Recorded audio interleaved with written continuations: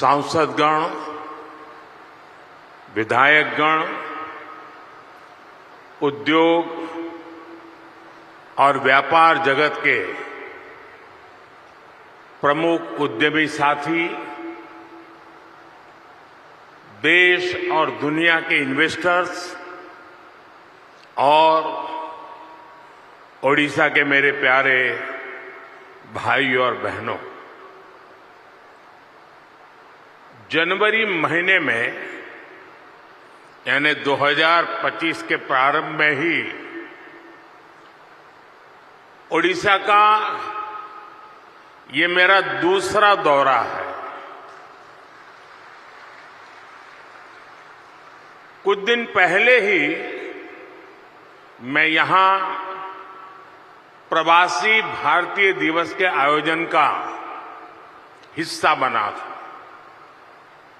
अब आज यहां उत्कर्ष ओडिशा कॉन्क्लेव में आपके बीच आया हूं। मुझे बताया गया है कि ये ओडिशा में अब तक की सबसे बड़ी बिजनेस समिट है।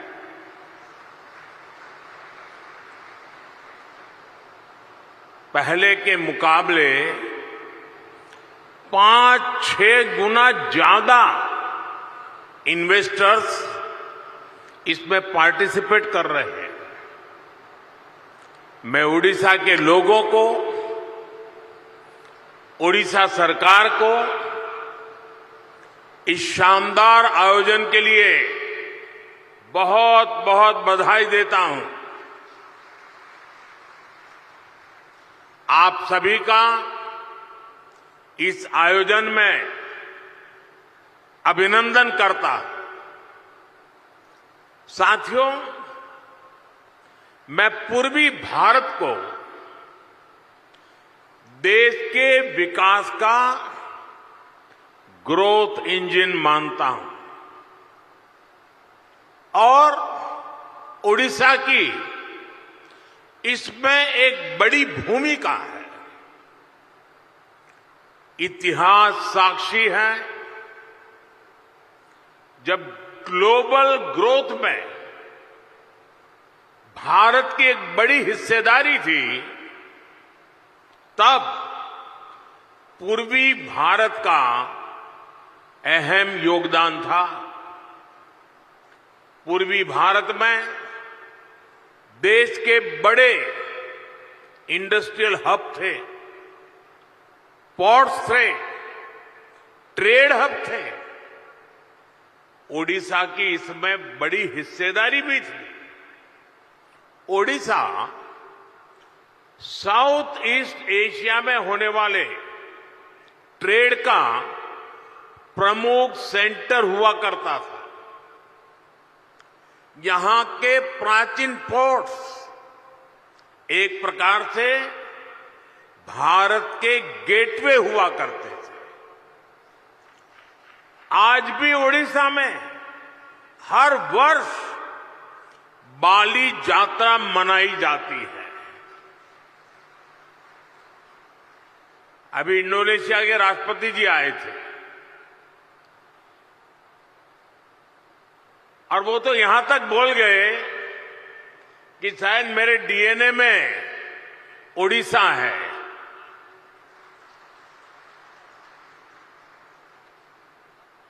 साथियों,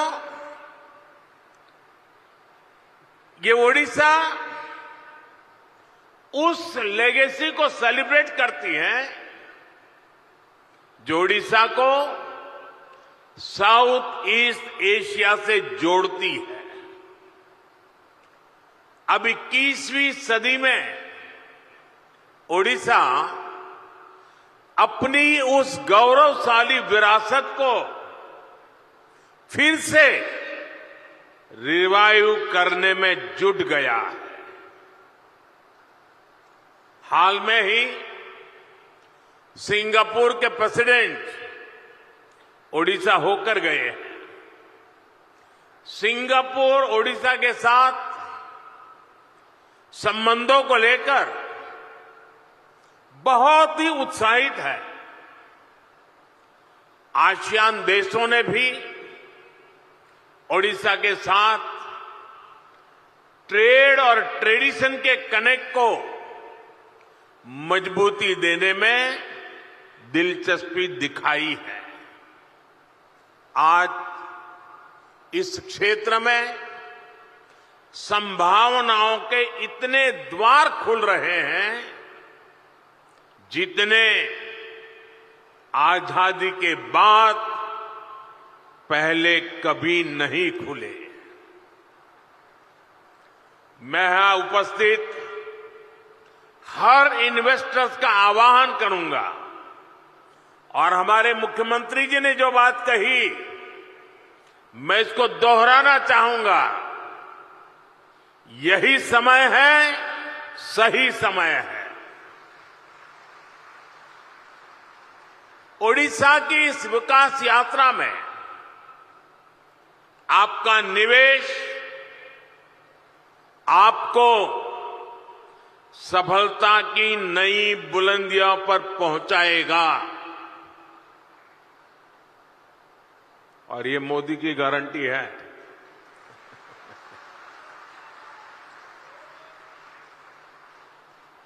साथियों, आज भारत विकास के ऐसे पथ पर चल रहा है जिसको करोड़ों लोगों की एस्पिरेशंस ड्राइव कर रही है।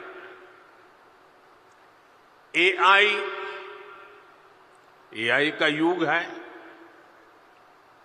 आर्टिफिशियल इंटेलिजेंस ही इसकी चर्चा है, लेकिन भारत के लिए तो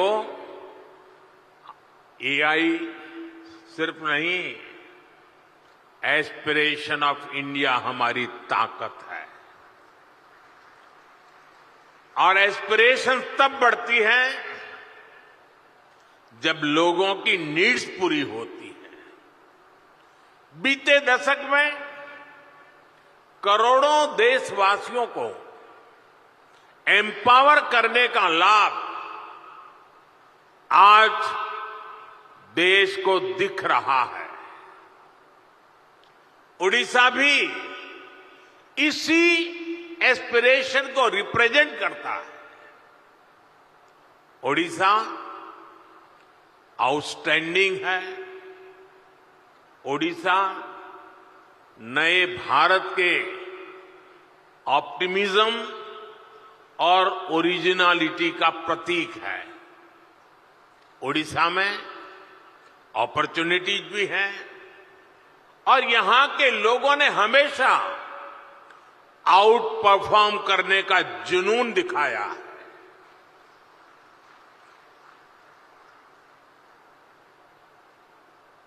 मैंने गुजरात में ओडिशा से आने वाले साथियों के कौशल, उनकी मेहनत, उनकी ईमानदारी को खुद अनुभव किया है। इसलिए आज जब ओडिशा में नए अवसर बन रहे हैं तो मेरा पक्का विश्वास है ओडिशा बहुत जल्द विकास की उस ऊंचाई पर पहुंचेगा जहां पहुंचने की किसी ने कल्पना तक नहीं की है। मुझे खुशी है कि मुख्यमंत्री मोहन चरण मांझी जी की पूरी टीम उड़ीसा के विकास को तेज गति देने में जुटी है। Food processing, petrochemical, port-lead development, fisheries, IT, edutech, textile, tourism, mining, green energy, ऐसी हर इंडस्ट्री में उड़ीसा भारत के लीडिंग राज्यों में से एक बन रहा है। साथियों, भारत आज बहुत तेज गति से दुनिया की तीसरी बड़ी इकोनॉमी बनने की तरफ आगे बढ़ रहा है। $5 ट्रिलियन इकोनॉमी का पड़ाव भी अब ज्यादा दूर नहीं है। बीते दशक में मैन्युफैक्चरिंग में भी भारत की ताकत सामने आने लगी है। अब भारत की इकोनॉमी के विस्तार के दो बड़े पिलर हैं। एक हमारा इनोवेटिव सर्विस सेक्टर और दूसरा भारत के क्वालिटी प्रोडक्ट्स। देश की तेज प्रगति सिर्फ रॉ मटेरियल के एक्सपोर्ट पर संभव नहीं है। इसलिए हम पूरे इकोसिस्टम को बदल रहे हैं, नए विजन के साथ काम कर रहे हैं। यहां से मिनरल निकले और फिर एक्सपोर्ट होकर के दुनिया के किसी देश में पहुंचे, वहां पर वैल्यू एडिशन हो, कोई नया प्रोडक्ट बने और फिर वो प्रोडक्ट भारत में वापस आए। ये ट्रेंड मोदी को मंजूर नहीं है।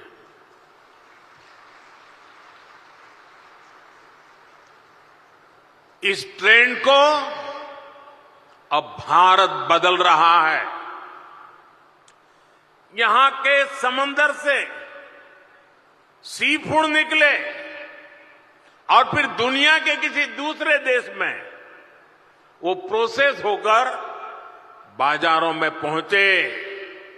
ये ट्रेंड भी भारत बदल रहा है।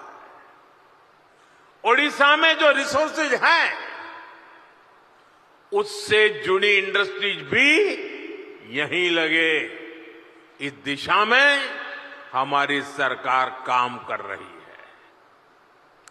आज का ये उत्कर्ष ओडिशा कॉन्क्लेव भी इसी विजन को साकार करने का एक माध्यम है। साथियों, आज दुनिया सस्टेनेबल लाइफस्टाइल की बात कर रही है, ग्रीन फ्यूचर की तरफ बढ़ रही है।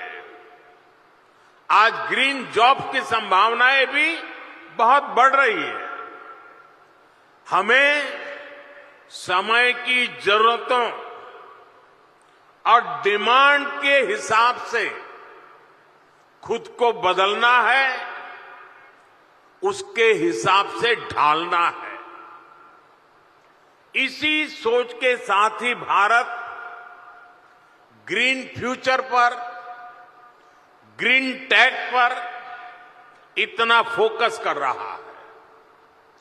सोलर हो, विंड हो, हाइड्रो हो, ग्रीन हाइड्रोजन हो, ये विकसित भारत की एनर्जी सिक्योरिटी को पावर करने वाले हैं।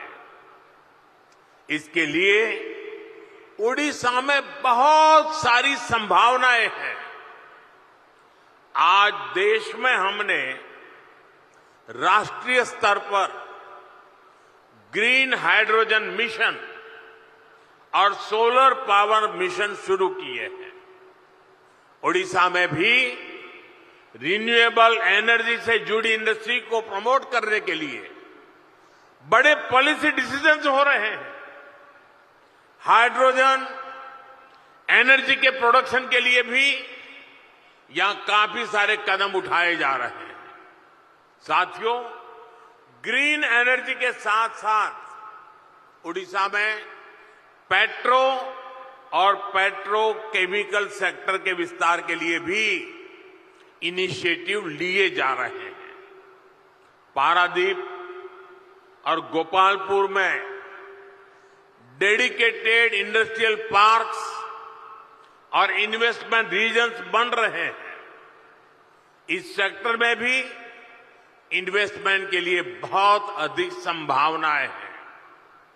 मैं ओडिशा सरकार को बधाई दूंगा कि ओडिशा के अलग अलग रीजन की संभावनाओं को देखते हुए वो तेजी से निर्णय ले रही है, नया इकोसिस्टम विकसित कर रही है। साथियों, 21वीं सदी के भारत के लिए ये दौर कनेक्टेड इंफ्रास्ट्रक्चर का है, मल्टी मॉडल कनेक्टिविटी का है। जिस स्केल पर, जिस स्पीड से भारत में आज स्पेशलाइज्ड इंफ्रास्ट्रक्चर का निर्माण हो रहा है, वो भारत को इन्वेस्टमेंट का शानदार डेस्टिनेशन बना रहा है। डेडिकेटेड फ्रेट कॉरिडोर से ईस्ट और वेस्ट की कोस्टलाइन को कनेक्ट किया जा रहा है। देश का एक बड़ा हिस्सा जो लैंडलॉक था, उसको भी अब समंदर तक तेज एक्सप्रेस से मिलने लगी है, तेज एक्सेस मिलने लगी है। आज देश में दर्जनों ऐसे इंडस्ट्रियल शहरों का निर्माण किया जा रहा है जो प्लग एंड प्ले सुविधाओं से लैस होंगे। ओडिशा में भी ऐसी ही संभावनाओं को बढ़ाया जा रहा है।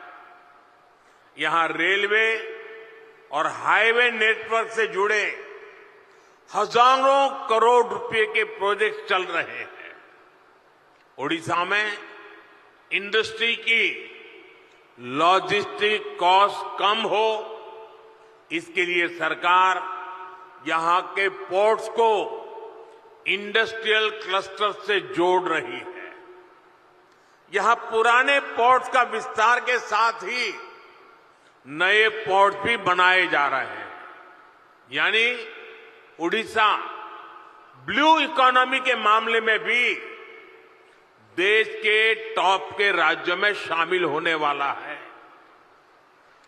साथियों, सरकार के इन प्रयासों के बीच मेरा आप सभी से कुछ आग्रह भी है। आप तेजी से बदलती दुनिया में ग्लोबल सप्लाई चेन से जुड़ी चुनौतियों को देख रहे हैं। भारत बिखरी हुई सप्लाई चेन और इंपोर्ट आधारित सप्लाई चेन पर ज्यादा भरोसा नहीं कर सकता। हमें भारत में ही एक ऐसी सशक्त सप्लाई और वैल्यू चेन बनानी है जिस पर वैश्विक उतार चढ़ाव का कम से कम असर पड़े। ये सरकार के साथ साथ इंडस्ट्री का भी बहुत बड़ा दायित्व है। इसलिए आप जिस भी इंडस्ट्री में हैं, उससे जुड़े एमएसएमईज को सपोर्ट करें, उनकी हैंड होल्डिंग करें। आप ज्यादा से ज्यादा युवा स्टार्टअप को भी सपोर्ट करें। साथियों, आज कोई भी इंडस्ट्री नई टेक्नोलॉजी के बिना ग्रो नहीं कर सकती। ऐसे में रिसर्च और इनोवेशन बहुत जरूरी है।